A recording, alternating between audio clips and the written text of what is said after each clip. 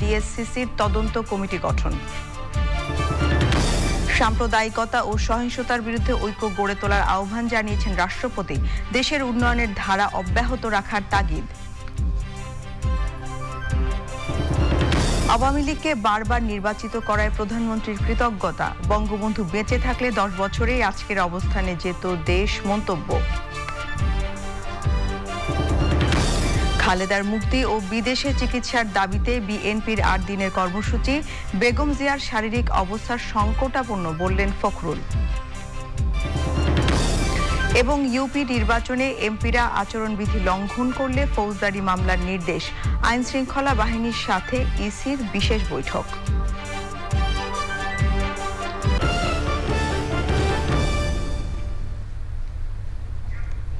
এছাড়াও সোশ্যাল ইসলামী bank limited বিশেষ সংবাদে থাকছে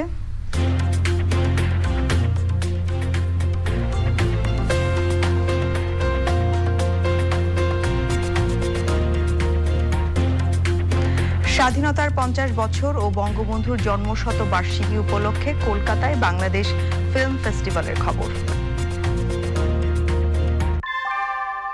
আনোয়ার শীট দামে কম, থেকে অনেক বেশি। আনোয়ার শীট। সংবাদ শিরোনামগুলো জানাচ্ছিলাম। এখনকার সংবাদ আয়োজন একই সঙ্গে চ্যানেল আই অনলাইনের লাইভ টিভি এবং চ্যানেল আই অনলাইনের ভেরিফাইড ফেসবুক পেজের সরাসরি প্রচার হচ্ছে। এবারে পুরো সংবাদ। নটরডেম কলেজ ছাত্র নাঈম হাসানের মৃত্যুর ঘটনায় জড়িতদের 24 ঘন্টার মধ্যে গ্রেফতার করে আইনের আওতায় আনার আলটিমেটাম দিয়েছে কলেজের শিক্ষার্থীরা। দুপুরে গুলিস্তানের 0 পয়েন্ট এলাকায় সড়ক অবরোধ করে এই ঘটনায় জড়িতদের বিচার এবং নিরাপদ সড়কের দাবিসহ 6 দফা দাবি জানান শিক্ষার্থীরা। এই ঘটনায় 3 সদস্যের তদন্ত কমিটি গঠন করেছে দক্ষিণ সিটি কর্পোরেশন। শহীদুল্লাহ রাজুর রিপোর্ট।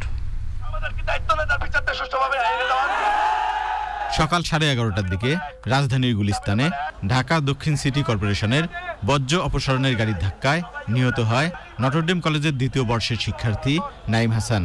এর প্রতিবাদে বিকেল 3:30টার দিকে শিক্ষার্থীরা গুলিস্তানের 0 পয়েন্ট মোড় অবরোধ করে। সে সময় আশপাশের সব সড়কে যান চলাচল বন্ধ হয়ে যায়। নাঈমের নিহতের ঘটনায় মামলা করার কথা জানিয়েছে তার পরিবার। 20 মিনিট ওখানে শুয়েছিল, কিন্তু কোনো মানুষ তাকে হসপিটাল আনে নাই। সবাই ভিডিও করা নিয়ে ব্যস্ত। পরে এক ভাই আনলো ঢাকা মেডিকেল।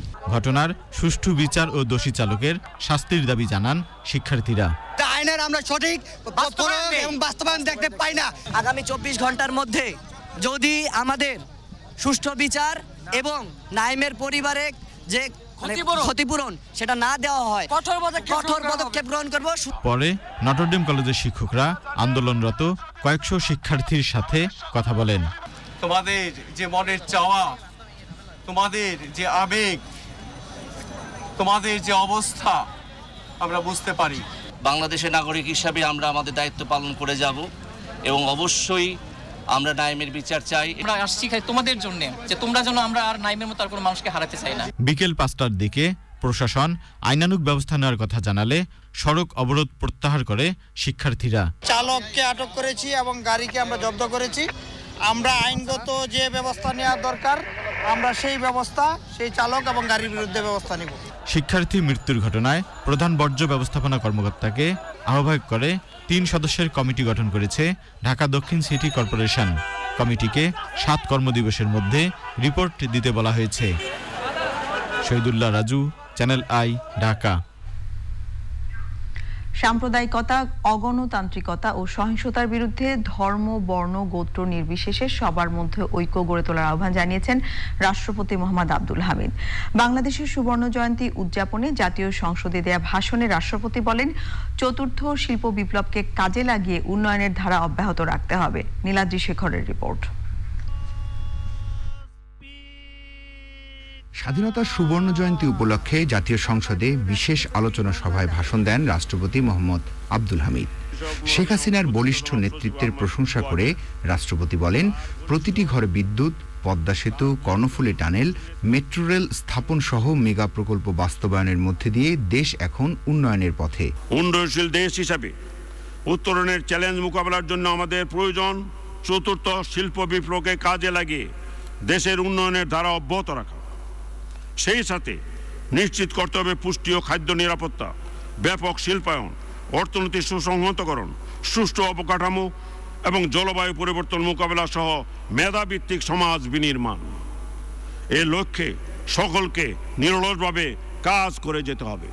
রাষ্ট্রপতি জানান, পৃথিবীর যে 11টি দেশকে উদীয়মান 11 বলা হচ্ছে তার মধ্যে বাংলাদেশও অন্যতম। বঙ্গবন্ধু সোনার বাংলা গড়ে তোলার অঙ্গীকার বাস্তবায়নে প্রয়োজন ধর্ম, বর্ণ, গোত্র নির্বিশেষে সকলের মধ্যে ঐক্য। এই ঐক্য গড়ে তুলতে হবে সাম্প্রদায়িকতা, অগণতান্ত্রিকতা ও সহিংসতার বিরুদ্ধে। রাজনৈতিক দলসমূহকে পরমত সহিষ্ণুতা ও পারস্পরিক শ্রদ্ধাবোধের সংস্কৃতি গড়ে তুলতে হবে। আসুন স্বাধীনতার সুবর্ণ জয়ন্তীতে আমরা দল ও মত পথের পার্থক্য বলে ধর্ম, বর্ণ, গোত্র নির্বিশেষে জাতির গণতান্ত্রিক অভিযাত্রা ও দেশের আর্থসামাজিক উন্নয়ন ত্বরান্বিত করার মধ্য দিয়ে লাখো শহীদের রক্তের ঋণ পরিশোধ করি। সন্ত্রাস, মাদক, জঙ্গিবাদ, দুর্নীতির বিরুদ্ধে সরকারের জিরো টলারেন্স নীতির কথা উল্লেখ করে রাষ্ট্রপতি জানান, সুশাসন প্রতিষ্ঠায় দলমত নির্বিশেষে সমন্বিতভাবে কাজ করতে হবে। Niladri Shekhar, channel I, Dhaka. আওয়ামী লীগকে বারবার নির্বাচিত করায় জনগণের প্রতি কৃতজ্ঞতা জানিয়ে প্রধানমন্ত্রী শেখ হাসিনা বলেছেন, উন্নয়নশীল মর্যাদা ধরে রেখে দেশকে এগিয়ে যেতে হবে। স্বাধীনতার সুবর্ণ জয়ন্তী উপলক্ষে প্রধানমন্ত্রীর আনা প্রস্তাবের উপর আলোচনায় সংসদ নেতা বলেন, আজ বাংলাদেশ যে স্থানে পৌঁছেছে বঙ্গবন্ধু বেঁচে থাকলে স্বাধীনতার 10 বছরেই তা অর্জন করা সম্ভব হতো। নীলাদ্রি শেখরের আরেকটি রিপোর্ট। স্বাধীনতার সুবর্ণ জয়ন্তী উদযাপন বাঙালির জীবনে গৌরবোজ্জ্বল অধ্যায় বলে জাতীয় সংসদের 147 বিধিতে আনা প্রস্তাবে উল্লেখ করেন সংসদ নেতা প্রধানমন্ত্রী শেখ হাসিনা। মুক্তিযুদ্ধ, স্বাধীনতা, জাতির পিতা বঙ্গবন্ধু শেখ মুজিবুর রহমান, জাতীয় চার নেতা ও শহীদ মুক্তিযোদ্ধাদের আত্মত্যাগের কথা স্মরণ করে বঙ্গবন্ধুর স্বপ্নের সোনার বাংলা গড়ার প্রত্যয় জানান বঙ্গবন্ধু কন্যা। এই প্রস্তাবের উপর আলোচনায় অংশ নিয়ে প্রধানমন্ত্রী বলেন, স্বাধীনতা পরবর্তী যে বাংলাদেশ গড়তে চেয়েছিলেন বঙ্গবন্ধু, 75-এর 15ই আগস্টের হত্যাকাণ্ডের পরই তা পথভ্রষ্ট হয়। যুদ্ধ অপরাধীদের ভোটের অধিকার এবং রাজনীতি করার অধিকার দেওয়া হয়েছে। জাতির পিতার হত্যাকারীদের ইনডেমনিটি দিয়ে তাদের চাকরিগুলো পুনর্বাসিত করা হয়েছে। মানে যত রকমের অনিয়ম সেটাই করা হয়েছে। এর ফলাফলটা আমরা কি দেখেছি? বাংলাদেশের অগ্রযাত্রাটা ব্যাহত হয়েছে। আমি এটা দৃঢ়ভাবে বিশ্বাস করি, যার 5টি বছর যদি হাতে সময় পেতেন বাংলাদেশ কিন্তু উঠে দাঁড়াতো। আজকে যে সম্মানজনক অবস্থানে আসতে আমাদের 50 বছর পূর্তিতে আমরা যে জায়গায় আসতে পেরেছি, সেই জায়গায় আমরা স্বাধীনতার 10 বছরের মধ্যে পৌঁছে যেতে পারতাম যদি জাতির পিতা বেঁচে থাকতেন। বঙ্গবন্ধুর বাংলাদেশকে নিয়ে আগামী দিনে স্বপ্নের কথা জানান সংসদ নেতা। বাংলাদেশের জনগণের প্রতি কৃতজ্ঞতা জানাই যে তারা আমাদের উপর আস্থা রেখেছে, বিশ্বাস রেখেছে, বারবার ভোট দিয়েছে, সরকার গঠন করতে পেরেছি বলে আজকে বাংলাদেশকে উন্নয়নের মহাসড়কে আনতে আমরা সক্ষম হয়েছি।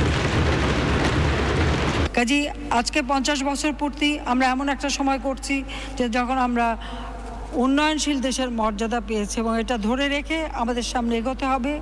আর আমরা 2100 ডেল্টা প্ল্যান সেটাও আমরা গ্রহণ করে তা বাস্তবায়নের কাজ শুরু করে দিয়েছি, যেন এই বদ্বীপ অঞ্চলে যে মানুষগুলি বাস করে, এই বদ্বীপ অঞ্চলে যারা বাস করে তারা যেন সুন্দর জীবন পায়। বাঙালি জাতিকে উন্নত, সমৃদ্ধ, আধুনিক, জ্ঞান সম্পন্ন জাতি হিসেবে আমরা উন্নীত করতে চাই।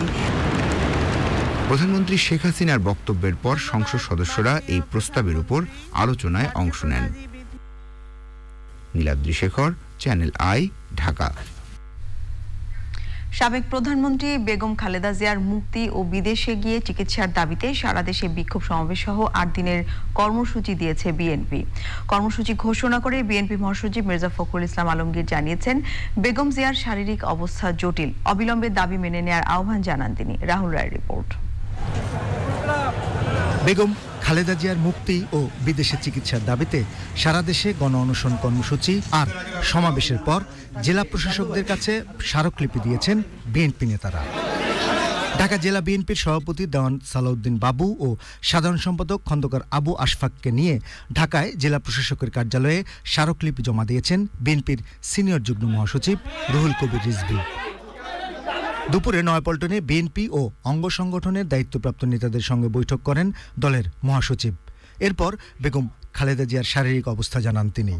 দেশনেত্রী বেগম খালেদা জিয়া অত্যন্ত অসুস্থ।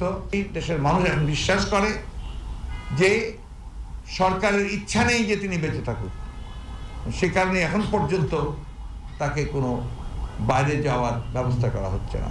বেগম খালেদা জিয়ার মুক্তি ও বিদেশে চিকিৎসার দাবিতে 8 দিনের কর্মসূচিও ঘোষণা করেন বিএনপি মহাসচিব। 25 তারিখে যুবদল তারা সারা দেশে, ঢাকা সহ সারা দেশে তারা এই বিক্ষোভ সমাবেশ কর্মসূচি পালন করবে। 26 তারিখ শুক্রবার, সেই জন্য সারা দেশে বাদ জুমা প্রত্যেকটা মসজিদে দেশনেত্রীর মুক্তি ও রোগ মুক্তির জন্য দোয়া প্রার্থনা করা হবে, দোয়া চাওয়া হবে।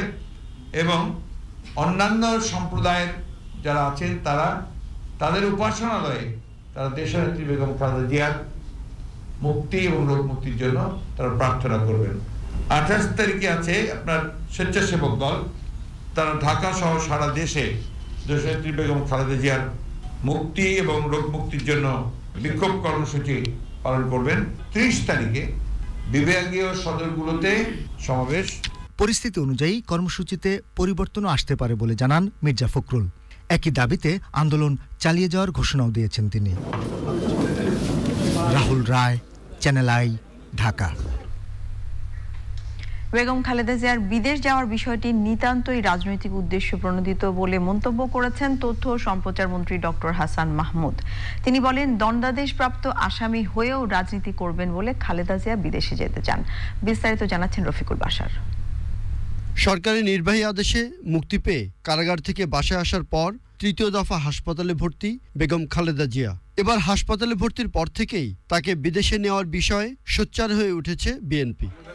তবে বেগম জিয়ার বিদেশে যাওয়া চিকিৎসার জন্য নয় বলে মনে করছেন তথ্য ও সম্প্রচার মন্ত্রী। হাঁটুতে একটু ব্যথা বেড়ে গেলেই বিদেশ পাঠাতে হবে, কিংবা গায়ের তাপমাত্রা একটু বেড়ে গেলেই বিদেশ পাঠাতে হবে, এখন কিছু হলেই বিদেশ পাঠাতে হবে। এই জিকির তোলার কারণটা কি? এই জিকির তোলার কারণ হচ্ছে রাজনৈতিক উদ্দেশ্য প্রণোদিত। তারা বেগম জিয়াকে বিদেশ পাঠিয়ে দিতে চান, পাঠিয়ে দিয়ে সেখান থেকে, এবং তারা বিশেষত বেগম জিয়াকে পাঠাতে চান লন্ডনে, যেখানে তারেক জিয়া আছে, এবং সেখানে পাঠিয়ে দিয়ে তারা যেন আবার দণ্ডপ্রাপ্ত আসামি হওয়া সত্ত্বেও বেগম জিয়া যেন সেখান থেকে আবার রাজনীতিটা করতে পারেন, যেমন তারেক জিয়া যেমন করছেন। দণ্ডপ্রাপ্ত পলাতক আসামি হয়ে সেখান থেকে তিনি রাজনীতি করছেন, অনলাইনে সংযুক্ত হচ্ছেন এবং দল পরিচালনায় ভূমিকা রাখছেন। তো বেগম জিয়াকেও পাঠিয়ে দিয়ে তারা সেই কাজটি করাতে চান। খালেদা জিয়ার রোগমুক্তি ও সুস্থতা কামনা করে সমবেদনা জানিয়েছেন তথ্য প্রতিমন্ত্রী। কয়েকবার উনি সার্জারি করেছেন নি জয়েন্টে, অবশ্যই তার জন্য আমাদের সমবেদনা আছে। তবে তার চিকিৎসা হচ্ছে, অবশ্যই চিকিৎসা হচ্ছে, বাংলাদেশে সর্বোচ্চ চিকিৎসাটাই হচ্ছে। কিন্তু তাদের যে প্রত্যাশাটা, সেটা যারা বারবার দাবি করছে, যেমন বিএনপির নেতৃবৃন্দ, যে তাকে বিদেশে পাঠানো। তো বিদেশে পাঠানো বলতে আমরা প্রথম শুনলাম যে তারা বলছেন লন্ডনে পাঠানো, তার ছেলের কাছে। বেগম খালেদা জিয়াকে বিদেশ যেতে দেওয়া হবে কি হবে না, বিষয়টির আইনগত পর্যালোচনা করছে আইন মন্ত্রণালয়। Rafiqul Bashar, channel I, Dhaka. Awami League সাধারণ সম্পাদক ওবায়দুল কাদের বলেছেন, দেশের উন্নয়ন অর্জনে ঈর্ষান্বিত হয়ে বিএনপি সাম্প্রদায়িক অপশক্তিকে সাথে নিয়ে বিশৃঙ্খলা সৃষ্টির পায়তারা করছে। এ বিষয়ে আওয়ামী লীগের নেতা কর্মীদের সতর্ক থাকার আহ্বান জানান ওবায়দুল কাদের। ওবায়দুল রশিদের রিপোর্ট। নাটোরের বড়াইগ্রাম উপজেলা আওয়ামী লীগের সম্মেলনে ভার্চুয়ালি যোগ দেন আওয়ামী লীগের সাধারণ সম্পাদক। প্রধান অতিথির বক্তব্যে তিনি বলেন, বিএনপির দণ্ডাদেশপ্রাপ্ত পলাতক নেতা তারেক রহমান লন্ডনে বসে দেশে বিশৃঙ্খলা সৃষ্টি করতে সাম্প্রদায়িক অপশক্তিকে উস্কানি দিয়ে যাচ্ছে। অর্জন এবং উন্নয়নকে নস্যাৎ করার জন্য এই সাম্প্রদায়িক অপশক্তিকে সঙ্গে নিয়ে বিএনপি আজকে মাঠে নেমেছে। কাজে দেশে একটা বিশৃঙ্খলা, একটা অরাজকতা তৈরি করতে পারে। আপনাদেরকে নেত্রীর নেতৃত্বে, শেখ হাসিনার নেতৃত্বে ঐক্যবদ্ধ হতে হবে। তৃণমূলের নেতাকর্মীদের উদ্দেশ্যে ওবায়দুল কাদের বলেন, দলের মধ্যে যারা সাংগঠনিক শৃঙ্খলা বিরোধী কাজ করছে তাদের বিরুদ্ধে জেলা কমিটির শোকজের পর প্রাথমিক বহিষ্কার করে সুপারিশ কেন্দ্রে পাঠাবে। এখন থেকেই আপনাদেরকে নির্বাচনের প্রস্তুতি নিতে হবে। দলের মেয়াদ উত্তীর্ণ যে কমিটি আছে সর্বপর্যায়ের কমিটিগুলো পুনর্গঠনের কাজ আপনাদেরকে অবিলম্বে সমাপ্ত করতে হবে। আমরা একটা সুশৃঙ্খল সুসংগঠিত একটা স্মার্ট আধুনিক দল নিয়ে আগামী নির্বাচনে শেখ হাসিনার নেতৃত্বে আমরা লড়তে চাই। আওয়ামী লীগের সাধারণ সম্পাদক বলেন, বিএনপি ইউপি নির্বাচনে দলীয় প্রতীকে অংশ না নিলেও স্বতন্ত্র হিসেবে অংশ নিয়ে বিশৃঙ্খলা সৃষ্টির ষড়যন্ত্র চালাচ্ছে। এ বিষয়েও সবাইকে সতর্ক থাকতে বলেন Obaidul Quader. Obaidul Rashid, channel I, Dhaka. Union পরিষদ নির্বাচনে কোনো সংসদ সদস্য নির্বাচনী আচরণবিধি লঙ্ঘন করলে তার বিরুদ্ধে ফৌজদারি মামলা করার নির্দেশ দিয়েছেন প্রধান নির্বাচন কমিশনার KM নুরুল হুদা। আইন শৃঙ্খলা বাহিনীর সাথে বৈঠক শেষে সিইসি জানান, ইউপি নির্বাচনকে ঘিরে সহিংসতা দমানো গেলেও পুরোপুরি বন্ধ করা সম্ভব নয়। রিপোর্ট সোমা ইসলামের। দেশ জুড়ে চলতে থাকা ইউপি নির্বাচনকে কেন্দ্র করে সহিংসতা বন্ধে নির্বাচন কমিশন অনেকটাই দিশেহারা। তবে ভোট উৎসবে সহিংসতা বন্ধে জোর পদক্ষেপ নিতে বেলা 11টায় বিশেষ বৈঠকে বসে নির্বাচন কমিশন। 3 ঘন্টার বৈঠকে অংশ নেন আইনশৃঙ্খলা বাহিনী, প্রশাসন ও গোয়েন্দা সংস্থার প্রধানরা।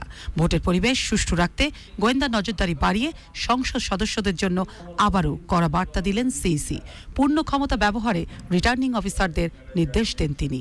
যারা রাজনৈতিক নেতৃবৃন্দ, বিশেষ করে যারা নির্বাচনকালীন কর্মকাণ্ড চালাতে পারেন না, তাদের মধ্যে এমপি থেকে শুরু করে মন্ত্রী পর্যন্ত আছেন, তারা কখনো এলাকায় থাকতে পারবেন না। সেটা সচিবালয় একটা জেনারেল সার্কুলার দিয়েছে এবং আজকে আলোচনা হয়েছে যে তারা যেন কখনো নির্বাচনের আচরণবিধি ভঙ্গ করতে না পারে। আচরণবিধি প্রতিপালন করার জন্য ম্যাজিস্ট্রেট যেন তৎপর থাকে, তারা যেন সজাগ থাকে এবং দৃষ্টান্তমূলক শাস্তি দেন। যেখানে কোনো এমপি তারা যদি গিয়ে থাকেন, সেগুলো নির্বাচনের সাথে সংশ্লিষ্ট নির্বাচন কর্মকর্তাদের চিঠির পরিপ্রেক্ষিতে তাদেরকে চলে যেতে হয় এবং যদি না যায় তাহলে তাদের বিরুদ্ধে আমরা আগে যেরকম আইনগত ব্যবস্থা নিয়েছি, মামলা পর্যন্ত করা যায়, ফৌজদারি মামলা, সেটা আমরা আগে করেছি এবং এখনও তা করব। কয়েকটি বিচ্ছিন্ন ঘটনা ছাড়া ইউপি নির্বাচন সুষ্ঠু হচ্ছে জানিয়ে সিইসি বলেন, ভোটের মাঠে আইন শৃঙ্খলা বাহিনীর শতভাগ চেষ্টা থাকলেও সহিংসতা শূন্যের কোটায় আনা সম্ভব নয়। এলাকার মস্তান বা দোষী লোক যেগুলো এই বিশৃঙ্খলা সৃষ্টি করতে পারে, তাদেরকে আগাম গ্রেপ্তার করার জন্য আমরা নির্দেশন দিয়েছি, সেগুলো তারা করবে। আগামী নির্বাচনে যেটা কিভাবে হবে, আমরা তো আপ্রাণ চেষ্টা করব সেই নির্বাচন সহিংসতা রোধ করার জন্য। একটাও সহিংস হবে না, একটাও মারামারি হবে না, এরকম নিশ্চয় তো আমরা কেউ দিতে পারি না। আমরা চেষ্টা করব এইগুলো নিয়ন্ত্রণ করার জন্য। সিইসি জানান, অংশগ্রহণমূলক ইউপি নির্বাচনে ৭৪% মানুষ ভোট দিয়েছে। সহিংসতার কারণে ভোট কেন্দ্র স্থগিতের ঘটনাও প্রায় শূন্যের কোটায়। সোমা ইসলাম, চ্যানেল আই, ঢাকা। আয়কর দেওয়ার স্বীকৃতি হিসেবে সারা দেশে ৬৬৬ জন ব্যক্তি ও প্রতিষ্ঠানকে ট্যাক্স কার্ড দিয়েছে জাতীয় রাজস্ব বোর্ড NBR। সাংবাদিক ক্যাটাগরিতে আবারও শীর্ষ করদাতার সম্মাননা পেয়েছেন চ্যানেল আইয়ের 2 জন ব্যবস্থাপনা পরিচালক ফরিদুর রেজা সাগর এবং প্রকৃতি ও জীবন ফাউন্ডেশনের চেয়ারম্যান আব্দুল মুকিত মজুমদার। সেরা করদাতাদের অভিনন্দন জানিয়ে তাদেরকে দায়িত্বশীল নাগরিক আখ্যা দেন অর্থমন্ত্রী রিজভী নওয়াজের রিপোর্ট। করবান্ধব প্রশাসন গড়তে করদাতাদের সম্মাননা দেয় জাতীয় রাজস্ব বোর্ড। করোনায় গত বছর এই উদ্যোগটি নেওয়া হয় সংশ্লিষ্ট কর অঞ্চলে। এবছর বড় পরিসরে আয়োজন অফিসার্স ক্লাবে। ব্যক্তি পর্যায়ের ৭৫টি কার্ডের মধ্যে আছেন সিনিয়র সিটিজেন, যুদ্ধাহত মুক্তিযোদ্ধা, প্রতিবন্ধী, মহিলা, তরুণ করদাতা, ব্যবসায়ী, বেতনভোগী, ডাক্তার, আইনজীবী, প্রকৌশলী, অ্যাকাউন্ট্যান্ট, নতুন করদাতা, খেলোয়াড়, অভিনেতা, শিল্পী এবং অন্যান্য ক্যাটাগরি। সাংবাদিক ক্যাটাগরিতে শীর্ষ করদাতা Impress Telefilm Limited channel I এর ব্যবস্থাপনা পরিচালক ফরিদুর রেজা সাগর এবং আরেক পরিচালক আব্দুল মুকিত মজুমদারের পক্ষে সম্মাননা গ্রহণ করেন চ্যানেল আই এর পরিচালক ও বার্তা প্রধান শাইখ সিরাজ এবং ইমপ্রেস গ্রুপের চেয়ারম্যান আব্দুর রশিদ মজুমদার। ট্যাক্স কার্ডের উপযোগিতা বাড়ানোর পরামর্শ দেন FBCCI সভাপতি।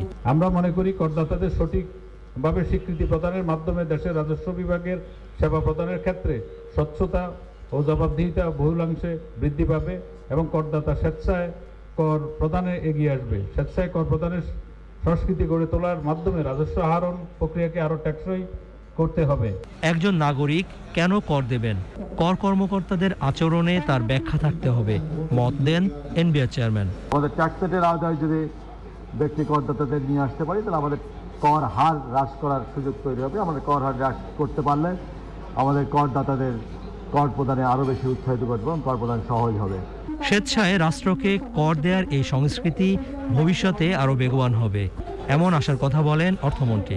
আমরা ভালো মানুষ, আপনারা দেশপ্রেমে উজ্জীবিত। আমরা বিশ্বাস করেন যে যারা দেশপ্রেমিক না, যারা দেশের জন্য কাজ করে না, দেশের মঙ্গলে কাজ করে না, তারা ভালো মুসলমান না। এবং আমরা আন্তরিকভাবে চেষ্টা করেন এই দেশের পিছিয়ে পড়া মানুষকে সামনে নিয়ে আসার জন্য যা আগে যা করা যায় সেই কাজটি আমরা করে যাচ্ছি। 2020-21 কর বছরে দেয়া করের ভিত্তিতে 666 জন ব্যক্তি ও প্রতিষ্ঠানকে সম্মাননা দেওয়া হলো। রিজভিন আওয়াজ, চ্যানেল আই, ঢাকা। মাঠের মতোই অনেক ছাদ কৃষিতেও এই অগ্রহায়ণে শোভা পাচ্ছে কাঁচা পাকা আম। নানান ফল ফসলের সঙ্গে এখন 12 মাসি আম গাছ ছাদ কৃষির আকর্ষণীয় অংশ হয়ে উঠেছে। শাইখ সিরাজের ছাদ কৃষির রিপোর্ট। কাটিমন আর লুবনা সহ নানা জাতের 12 মাসি আম ছাদ কৃষিতে। ধানমন্ডির শফিকুল ইসলামের এক যুগের এই ছাদ কৃষিতে নানা আয়োজনের ভেতরে আকর্ষণীয় হয়ে উঠেছে বছরব্যাপী আম প্রাপ্তির বিষয়টি। 12 মাসি এটা কন্টিনিউ, ওই যে পাইকার হচ্ছে একটা মই, এটা কন্টিনিউ আম ধরতে থাকে আর মানে খাওয়া যায়। এইটাও আপনার 12 মাসি? এটাও 12 মাসি, ওই যে যেটা ধরছে এটাও 12 মাসি। আর এটা হলো এই কাটিমন যেটা আর কি, আরো বড় হবে, এমন লাল টকটকে লাল হয়ে যায়। এখানে 10টি ফ্ল্যাটের একটি স্বত্বাধিকারী শফিকুল ইসলাম স্ত্রীর ইচ্ছে পূরণের অংশ হিসেবে অন্যান্য ফ্ল্যাট মালিকদের বুঝিয়ে শুরু করেন এই ছাদ কৃষি। গাছপালার উপর তো আমারও একটা দুর্বলতা আছে। পরে আমি সবাইকে ডাকলাম একটা বৈধতা নেওয়ার জন্য, সবাইকে বললাম যে ভাই আমার ওয়াইফ তো এরকম একটা করতে হচ্ছে, আপনাদের কি কোনো অসুবিধা আছে না? করুক, আমাদের কোনো বাধা নাই। আরেকটা জিনিস আমি ওরা ফিরাইয়া পারি না, সেই ইউটিউবে মানে আপনার চ্যানেলটা ছাড়া আর কোনো নাই। আপনি কত জায়গায় গেছেন সব তার মুখস্থ এবং সবগুলো দেখে দেখে সেইভাবে সারা আনে। উদ্যোক্তা বলছেন ঢাকা শহরকে বাসযোগ্য রাখতে ছাদ কৃষি উদ্যোগকে বাধ্যতামূলক করা উচিত। সবগুলি ভবনের মধ্যে দরকার এবং আমার মনে হয় গভর্নমেন্ট একটা ওই রকম একটা পলিসি করতে, হ্যাঁ পলিসি করে দিতে পারে যে ঢাকা শহর যততলা ভবনে হবে এর উপরে আপনি ওইভাবে ছাদগুলি তৈরি করে নিবে। পলিসিটা করলে কিন্তু ছাদরা ওইভাবে হবে, তখন আর কারো করতে কোনো বাধা থাকবে না, যেই করবে করবে, অসুবিধা নাই। আপনি 10 জনে আছে, 10 জনে মিললে 10টা করুক না, অসুবিধা নাই তো। প্রাত্যহিক জীবনের জীবনী শক্তির তাগিদেই অনেকেই বেছে নিচ্ছেন এই ছাদ কৃষি। নগরবাসীর ভেতরে বিশেষ করে ফ্ল্যাট মালিকদের মধ্যে এই তাগিদটি সাম্প্রতিক সময়ে বেশ অনুভূত হচ্ছে, তারা যুক্ত হচ্ছেন এর সাথে। তেমনই একটি পরিবার এখানকার শফিকুল ইসলাম দম্পতি, যারা এই ফ্ল্যাটবাসীকে রাজি করিয়ে এটি চমৎকার ছাদ কৃষির আয়োজন করছেন। এই আয়োজনটি বা এই উদাহরণটি ছড়াতে পারে অন্যদের মাঝেও। ঢাকার ধানমন্ডির শফিকুল ইসলাম দম্পতির ছাদ কৃষির আয়োজন থেকে শাইখ সিরাজ, চ্যানেল। বিস্তারিত ছাদ কৃষি প্রতিবেদনটি দেখবেন বৃহস্পতিবার বিকেল 3:05 হৃদয় মাঠে মানুষের ডাক অনুষ্ঠানে। এবারে আই স্পোর্টস।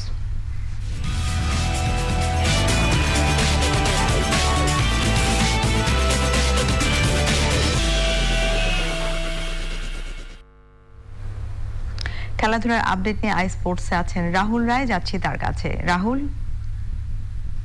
তারান, আপনাকে ধন্যবাদ। দর্শক সবাইকে স্বাগত আজকের আই স্পোর্টসে। আর আজকের আয়োজনের শুরুতেই জানাবো বাংলাদেশ পাকিস্তান টেস্ট সিরিজের খবর। সিরিজের প্রথম টেস্টের জন্য চট্টগ্রাম অনুশীলন শুরু করেছে স্বাগতিক বাংলাদেশ ও সফরকারী পাকিস্তান ক্রিকেট দল। ম্যাচ ভেন্যু সাগরিকার জোহর আহমেদ চৌধুরী ক্রিকেট স্টেডিয়ামে সকাল 10টায় শুরু হয়ে দুপুর 1টা পর্যন্ত প্র্যাকটিস করে পাকিস্তান দল। দুপুর 2টা থেকে বিকেল 5টা পর্যন্ত অনুশীলন করে টিম বাংলাদেশ। এই টেস্ট দিয়ে আইসিসি বিশ্ব টেস্ট চ্যাম্পিয়নশিপের নতুন আসর শুরু করবে দুই দল। বাংলাদেশ স্কোয়াডে ডাক পাওয়া দুই নতুন মুখ ব্যাটসম্যান মাহমুদুল হাসান জয় এবং পেসার রেজাউর রহমান রাজা জানিয়েছেন জাতীয় দলের সাথে তাদের প্রথম দিনের অভিজ্ঞতা। এই অনুভূতিটা প্রকাশ করার মতো না, সবারই স্বপ্ন থাকে যে টেস্ট স্কোয়াডে চান্স পাওয়ার এবং ন্যাশনাল টিমে চান্স পাওয়ার। সো আমি প্রথমবারের মতো টেস্ট স্কোয়াডে চান্স পেয়েছি, সো আমি অনেক হ্যাপি। আই এম প্রিপেয়ার্ড যে সামনে যে খেলা আছে ওইগুলো ভালো করার জন্য। চ্যালেঞ্জ নেওয়া পছন্দ করি, তো আসলে আমাদের বড় ভাইদের কাছ থেকে আমাদের এগুলো ইন্সপায়ার হওয়া, আমাদের সিলেটে যেমন রাহিব ভাই, ইবাদ ভাই, খালেদ ভাই, ওদের থেকে মানে ইন্সপায়ার হওয়া, মোটিভেট পাইছে অনেক কিছু। এই থেকে আসলে আমাদের মানে দেশ মানে বাংলাদেশ ক্রিকেটে পেস বলা হয় একটা উৎসাহ দেখছে। অলরাউন্ডার মাহমুদুল্লাহ রিয়াদের টেস্ট ক্রিকেট থেকে অবসরের ঘোষণা প্রেস বিজ্ঞপ্তি দিয়ে আনুষ্ঠানিকভাবে জানিয়েছে বাংলাদেশ ক্রিকেট বোর্ড। গত জুলাইয়ে হারারেতে জিম্বাবুয়ের বিপক্ষে একমাত্র টেস্ট শেষে অবসরের ঘোষণা দিয়েছিলেন মাহমুদুল্লাহ রিয়াদ। তবে তার সাদা পোশাকের ক্রিকেট থেকে রিয়াদের অবসরের সিদ্ধান্তটি 4.5 মাস পর আনুষ্ঠানিকভাবে জানিয়ে তা অনুমোদন করল বিসিবি। এর আগেই পাকিস্তানের বিপক্ষে শুক্রবার চট্টগ্রামে শুরু প্রথম টেস্টে রিয়াদকে বাদ দিয়েই সাজানো হয়েছে বাংলাদেশের টেস্ট স্কোয়াড। 35 বছর বয়সী বাংলাদেশের টি-20 দলের অধিনায়ক হারারের সেই টেস্ট ম্যাচ জেতানো সেঞ্চুরি করেন। তার 150 রানের ইনিংসের উপর ভর করে বাংলাদেশ 220 রানে জিম্বাবুয়েকে হারায়। সেই টেস্ট শেষে রিয়াদকে বিদায়ী অভিবাদন জানিয়েছিল তার টিমমেটরা। এক যুগের টেস্ট ক্যারিয়ারে রিয়াদ 50 টেস্টে 5 সেঞ্চুরি সহ 2914 রান করেন।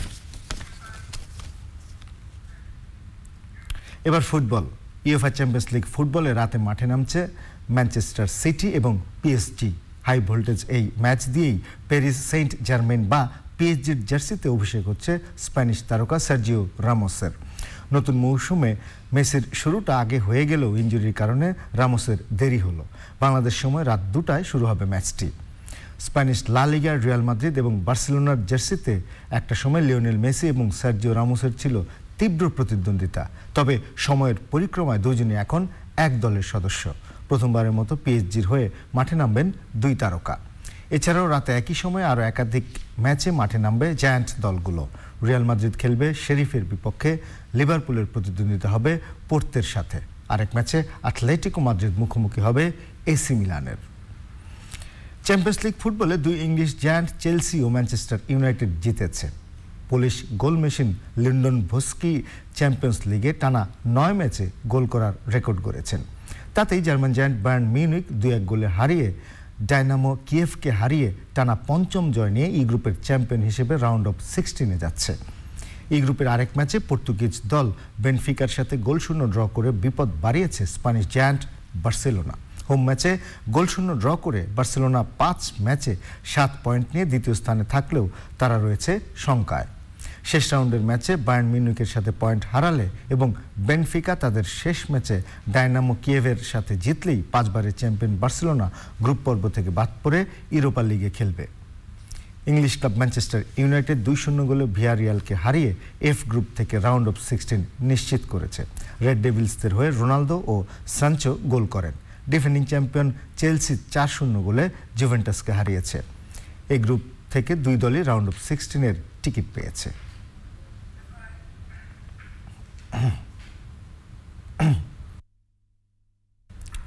আবারও ক্রিকেটের খবর।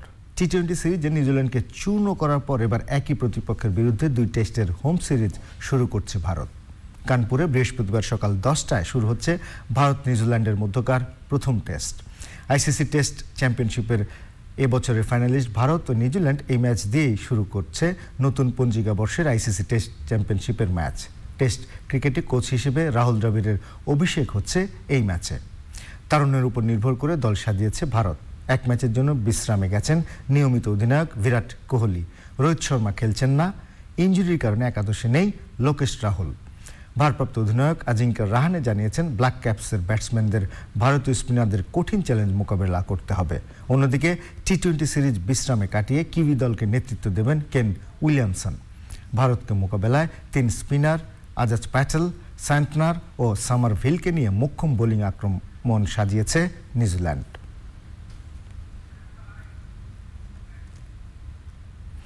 দর্শক, এই ছিল আজকের আই স্পোর্টসে। আপনাদের ফিরিয়ে নিচ্ছি তারানার কাছে। রাহুল, আপনাকে অনেক ধন্যবাদ আমাদের সাথে যোগ দেওয়ার জন্য। এবারে অন্য প্রসঙ্গ। 1971-এর মহান মুক্তিযুদ্ধে মানবতা বিরোধী অপরাধের দায়ে বগুড়া 3 আসনে বিএনপির সাবেক সংসদ সদস্য আব্দুল মোমিন তালুকদার ওরফে খোকাকে মৃত্যুদণ্ডাদেশ দিয়েছেন আন্তর্জাতিক অপরাধ ট্রাইব্যুনাল। তার বিরুদ্ধে হত্যা, গণহত্যা ও লুটপাটের অভিযোগ এনে বিচারপতি মোহাম্মদ শাহিনুর ইসলামের নেতৃত্বাধীন 3 বিচারপতি রায়ের সারসংক্ষেপ পাঠ করেন। মিথিলা নাজনের রিপোর্ট। মহান মুক্তিযুদ্ধের সময় বগুড়ার আদমদীঘি এলাকায় পাকিস্তানি হানাদারদের নিয়ে ব্যাপকভাবে লুটপাট, হত্যা ও গণহত্যার অভিযোগে আব্দুল মোমিন তালুকদার খোকার বিরুদ্ধে তদন্ত শুরু করেন আন্তর্জাতিক অপরাধ ট্রাইব্যুনাল।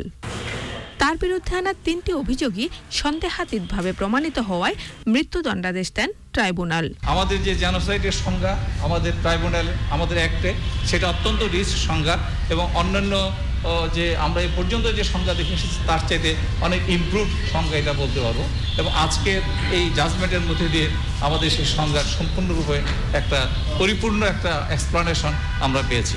জামাতের বিচারের জন্য কোথায় আমরা কিভাবে করব এবং ট্রাইব্যুনালে কিভাবে নিয়ে আসব সেই সংক্রান্ত আমাদের পর্যালোচনা আমরা ইতিমধ্যে করে যাচ্ছি। যেহেতু সাংগঠনিক ব্যাপার সেই জায়গাটায় একটা সংগঠনকে সেই সংক্রান্ত ব্যাপারেও আমরা আমাদের আইন মন্ত্রণালয় সহ আমাদের ড্রাফটিং উইংস রয়েছে তাদের সাথে আমরা নিয়মিতভাবে এটা যোগাযোগ করে যাচ্ছি। আসামির বিরুদ্ধে গ্রেফতারি পরোয়ানা জারি করা হয় 2017 সালে। তখনকার দিনের একজন তরুণ এবং একজন কম বয়স্ক লোক, তাকে এই যে ভূমিকা আমরা আজকে দেখি শুধুমাত্র আমরা মনে করি যে রাজনৈতিক বিবেচনায় তাকে আজকে সেই এই বিচারটা তাকে সম্মুখীন হতে হয়েছে। 1978 সালে বিএনপিতে যোগ দেন মোমিন তালুকদার। বগুড়া 3 আসনের সাবেক এই সংসদ সদস্য বগুড়া জেলা বিএনপির সহসভাপতি ও রাজশাহী বিভাগীয় সহ সাংগঠনিক সম্পাদক। Mithila Naznin, Channel I, Dhaka. এবার নিয়ে নিচ্ছি অশোক লীলান দিফাত অটোস বিরতি। বিরতির পর্যায়ে থাকছে ইউরোপে করোনা পরিস্থিতির অবনতি। আগামী বছরের প্রথম 3 মাসে ইউরোপ ও এশিয়ায় 7 লাখ মানুষের মৃত্যুর আশঙ্কা। নোয়াখালীর কোম্পানিগঞ্জের দুর্গম চর বালুয়া ও উড়ির চরে মেঘনা নদীর তলদেশ দিয়ে সাবমেরিন কেবলের মাধ্যমে পৌঁছেছে বিদ্যুতের আলো। কাঙ্ক্ষিত বিদ্যুৎ পেয়ে খুশি চরের বাসিন্দারা। বিদ্যুতের আলোয় নিজেদের সমৃদ্ধ করার স্বপ্ন দেখছেন তারা। আলাউদ্দিন শিবলুর পাঠানো তথ্য ও ভিডিও চিত্রে রাজীব আহমেদের রিপোর্ট। চরবালুয়া ও উড়িয়ার চর মেঘনা নদীর বুকে জেগে ওঠা দুটি চর মূল ভূখণ্ড থেকে বিচ্ছিন্ন হওয়ায় এতদিন বিদ্যুৎ সুবিধা থেকে বঞ্চিত ছিল এখানকার মানুষ। 15 নভেম্বর গোটা চরকে আলোকিত করার কাজ সম্পন্ন করে পল্লী বিদ্যুৎ বোর্ড। যে লাইন করেছি তাতে আর নতুন করে স্থাপনার প্রয়োজন হবে না। নতুন যে বসতি হবে আমরা এখানে লাইন করে বিদ্যুৎ সবাইকে দিয়ে দিতে পারবো। সন্ধ্যার পর ঘুমিয়ে পড়া চর এখন জেগে থাকে মধ্যরাত পর্যন্ত। বেড়েছে অর্থনৈতিক কর্মকাণ্ড, গতি আসতে শুরু করেছে মানুষের জীবনে। আসার কারণে শহরে বসে এখন আমরা কম্পিউটার চালাতে পারতেছি। নানা পানির থেকে বিদ্যুৎ আসাতে উপকার হয়েছে। আমাদের এই শহরের মধ্যে হাজার হাজার একর জমি ফসল বাড়বে, ইরির ফসল বাড়বে, আমাদের উন্নয়নটা এখন আমাদের হবে। এখন বিদ্যুতের আলোতে আমাদের পড়ালেখার অনেক সুবিধা হয়েছে। পরবাসীর জন্য মাননীয় প্রধানমন্ত্রী যা করেছে তার জন্য মাননীয় প্রধানমন্ত্রীকে ধন্যবাদ। 4.5 কিলোমিটার নদীর তলদেশ পাড়ি দিয়ে চর বালুকায় 10 মেগাওয়াট বিদ্যুৎ উপকেন্দ্র স্থাপন করে সংযোগ দেওয়া হয়েছে 3,500 পরিবারকে। সক্ষমতা রয়েছে 1 লাখ পরিবারকে বিদ্যুতের আওতায় আনার। প্রায় 100 কোটি টাকা ব্যয়ে 4.5 কিলোমিটার বামনি নদী সাবমেরিন কেবলের মাধ্যমে এবং 400 কিলোমিটার বিতরণ লাইন নির্মাণের মাধ্যমে প্রায় 3,500 গ্রাহককে ইতিমধ্যে শতভাগ বিদ্যুতায়ন কর্মসূচি বাস্তবায়ন করা হয়েছে। মুজিব বর্ষ উপলক্ষে শতভাগ বিদ্যুতায়নের অংশ হিসেবে প্রায় 100 কোটি টাকা ব্যয়ে এই চরকে আলোকিত করা হয়। Rajib Ahmed, Channel I. এবারে নিটোল টাটা আন্তর্জাতিক সংবাদ।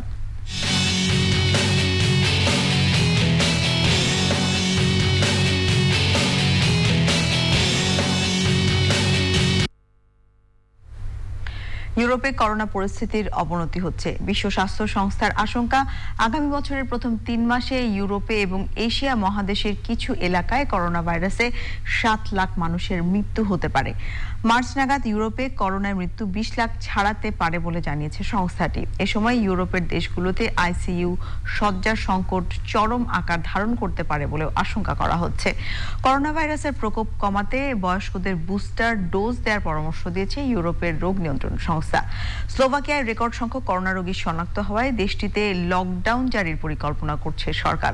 তবে করোনা পরিস্থিতির উন্নতি হওয়ায় 2022-এর শুরুতে ভ্যাকসিনের ডোজ সম্পন্ন করা পর্যটকদের জন্য সীমান্ত খুলে দেওয়ার সিদ্ধান্ত নিয়েছে নিউজিল্যান্ড। এবারে সোশ্যাল ইসলামী ব্যাংক লিমিটেড বিশেষ সংবাদ।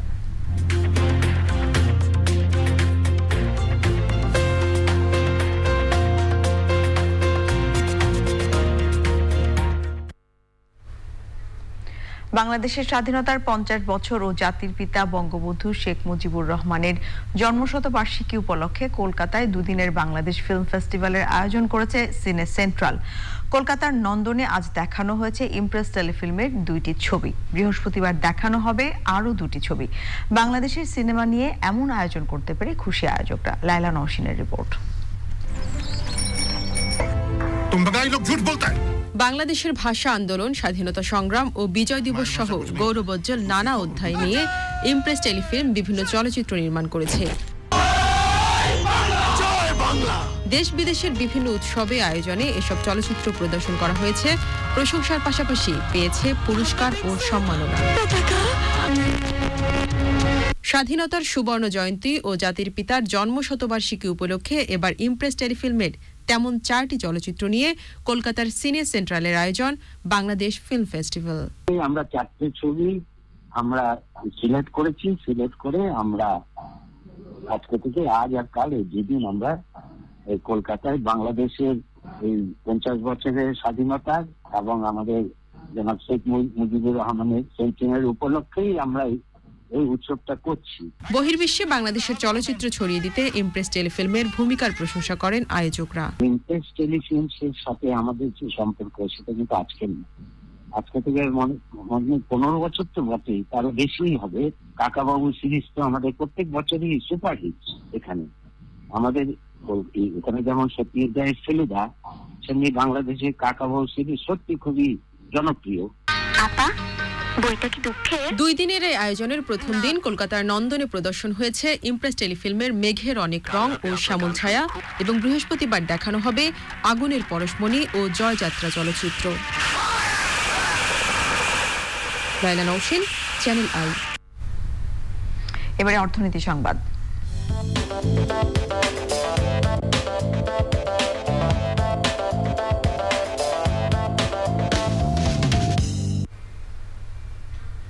পরিকল্পনা মন্ত্রী এম এ মান্নান বলেছেন, সম্পূর্ণ নিয়ন্ত্রণ নয়, যথাযথ রেগুলেশনের মাধ্যমে দেশের এমএফএস সেক্টরকে নিয়ন্ত্রণ করতে হবে।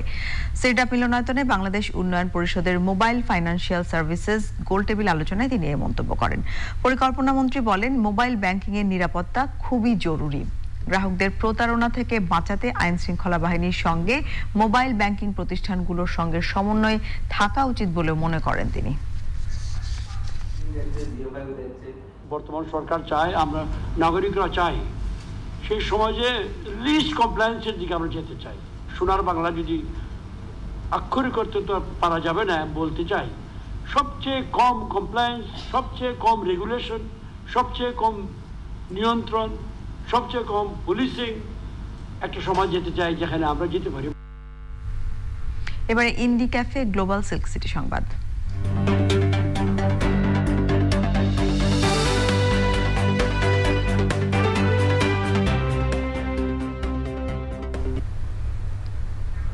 বঙ্গবন্ধু শেখ মুজিবুর রহমানকে কটূক্তি করায় রাজশাহীর কাটাখালী পৌরসভার মেয়র ও আওয়ামী লীগ নেতা আব্বাস আলীর বিরুদ্ধে প্রতিবাদ মিছিল বের হয়। মিছিলে স্থানীয় আওয়ামী লীগ নেতাকর্মীরা উপস্থিত ছিলেন। বঙ্গবন্ধুকে কটূক্তিকারী মেয়রের অপসারণ ও দৃষ্টান্তমূলক শাস্তির দাবি জানিয়েছেন মিছিলকারীরা। এদিকে মহানগরীর সাহেববাজার 0 পয়েন্টে একই দাবিতে বীর মুক্তিযোদ্ধারা মানববন্ধন ও সমাবেশ করেছেন। বাংলাদেশ মুক্তিযোদ্ধা সংসদ রাজশাহী মহানগর ইউনিটের আয়োজনে সমাবেশে সভাপতিত্ব করেন মুক্তিযোদ্ধা রুহুল আমিন প্রামাণিক। এবারে পূবালী ব্যাংক লিমিটেড কৃষি সংবাদ।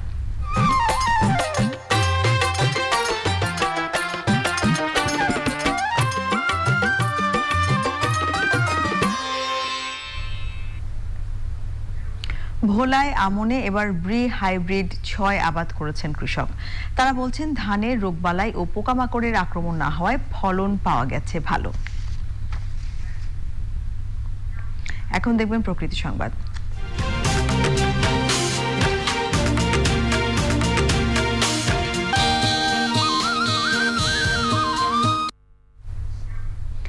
নেত্রকোনায় মহাদেও নদীতে অবৈধভাবে বালু উত্তোলনের অভিযোগ উঠেছে। অপরিকল্পিতভাবে বালু ও পাথর উত্তোলনে ভাঙছে নদী তীরবর্তী গ্রামের ঘরবাড়ি ও ফসলি জমি। এলাকাবাসী জানিয়েছে, লিখিত অভিযোগ ও প্রতিবাদ সমাবেশ করলেও ব্যবস্থা নিচ্ছে না প্রশাসন।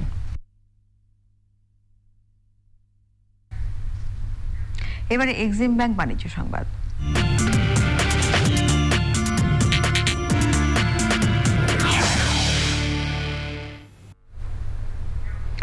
লাভসের কালার কসমেটিক্স, স্কিন কেয়ার ও ফ্রেগ্রেন্স এখন থেকে আগোরার লাভসের নিজস্ব কাউন্টারে পাওয়া যাবে। বিকেলে রাজধানীর উত্তরার জমজম টাওয়ারে এক আড়ম্বরপূর্ণ অনুষ্ঠানের মধ্য দিয়ে এই সেলস অপারেশনের উদ্বোধন করা হয়। জনপ্রিয় সঙ্গীত শিল্পী কণা, লাভসের PR and communication head Rajibul Hossain সহ আগোরার ঊর্ধ্বতন কর্মকর্তারা এই সময় উপস্থিত ছিলেন। উদ্বোধনী অনুষ্ঠানে জানানো হয়, লাভ সিঙ্গাপুর ভিত্তিক হালাল সার্টিফাইড ব্র্যান্ড, যা ইতোমধ্যে বাংলাদেশ, সংযুক্ত আরব আমিরাত সহ বিশ্বের 8টি দেশে মুসলিমদের মডার্ন লাইফস্টাইলের অবিচ্ছেদ্য অংশ হয়ে উঠেছে। ক্ষতিকর কেমিক্যাল মুক্ত হওয়ায় এর কসমেটিক্স ও স্কিন কেয়ার প্রোডাক্টগুলো কাস্টমাররা নিশ্চিন্তে ব্যবহার করতে পারবেন। আবার নিয়ে নিচ্ছি অশোক লীলান্দ ইফাত অটোস বিরতি। বিরতির পর্যায়ে থাকছে করোনা ভাইরাসে দেশে বুধবারও 3 জনের মৃত্যু, বেড়েছে আক্রান্ত শনাক্তের সংখ্যা। 30 জেলায় কেউ আক্রান্ত হননি।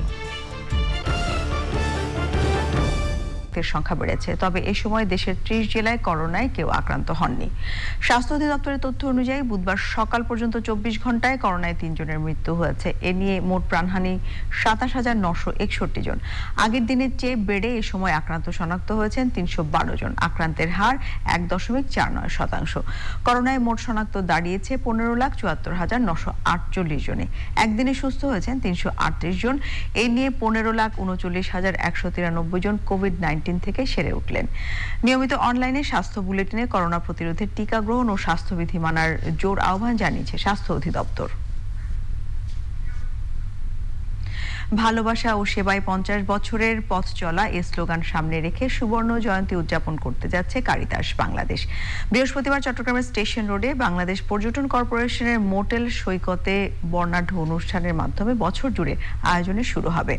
এই উপলক্ষে চট্টগ্রাম প্রেস ক্লাবের সংবাদ সম্মেলন করে আয়োজকরা। সংবাদ সম্মেলনে লিখিত বক্তব্য পাঠ করেন কারিতাস বাংলাদেশের পরিচালক জেমস গোমেজ।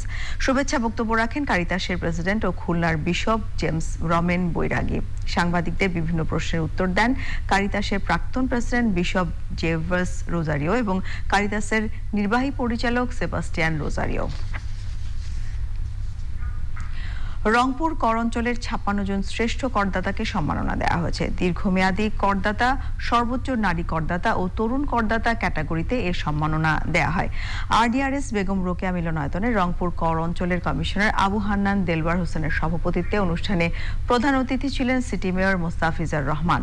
বিশেষ অতিথির বক্তৃতা করেন রংপুর রেঞ্জের DIG Debdas Bhattacharya, metropolitan police commissioner Mohammad Abdul Alim Mahmud, অতিরিক্ত বিভাগীয় commissioner Abu Taher Mohammad Masud Rana, Rangpur customs, excise ও ভ্যাট কমিশনারেটের কমিশনার শওকত আলী সাদি। আবার নিয়ে নিচ্ছি অশোক লীলান্দ ইফাত অটোস বিরতি। বিরতির পর্যায়ে থাকছে গল টেস্টে জয়ের প্রত্যাশায় স্বাগতিক শ্রীলঙ্কা। 4 উইকেট হাতে রেখে 295 রানে পিছিয়ে ওয়েস্ট ইন্ডিজ।